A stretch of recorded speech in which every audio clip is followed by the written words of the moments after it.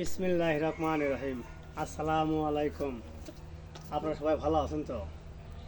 আমি দুটি কথা কইতে চাই। কথাটা হচ্ছে কি, মানুষ এত খারাপ কেন হয়ে গেল?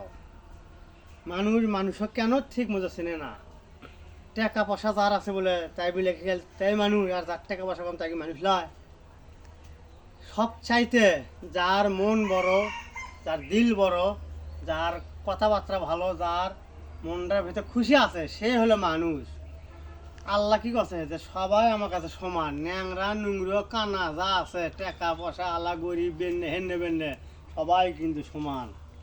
তাই আমি বলতে চাই ভাই, আপনারা এই যে আজান হয়, আপনারা খালি মোবাইল টেপেন, কেউ নামাজ পড়েন না, খালি মোবাইল দেখেন। এত মোবাইল দেখেন না। মোবাইল যদি দেখেন, না অষ্ট শুনেন, ভালো কিছু শুনেন।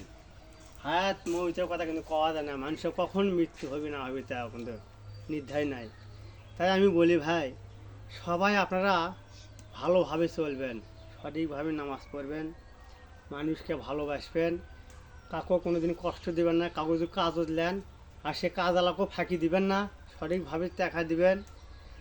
আর আপনারা এই যে আমাদের ধান্দা আবাদ করছেন, আপনারা আল্লাহ কিন্তু অবশ্যই 6 মাসে আবাদ দিয়েছে, এই আবাদটা কিন্তু আপনার ঘরে তো অবশ্যই তুলে দিবে। কিন্তু অধৈর্য হওয়ার কিছুই নাই, ধানটা কিন্তু অবশ্যই ঘরে উঠবে। আর আমি কিন্তু সাধারণ একটা গরিব মানুষের ছেলে, আমি কিন্তু কলা গাছ লাগাচ্ছি, হয় গরু খিলামো, গরু খাবারে খুব কষ্ট। তা আমি কিন্তু সফর করি ভাই, বুঝছেন? আমি কিন্তু আল্লাহ রহমত গরিব মানুষ হলেও আমি কিন্তু বহু জায়গায় বেড়ে যাচ্ছি। সিলেট থেকে বেড়ে যাচ্ছি একে একে 2 বার, জাফলং থেকে বেড়ে যাচ্ছি 2 বার, শ্রীমঙ্গল থেকে বেড়ে যাচ্ছি 2 বার। আসসালামু আলাইকুম।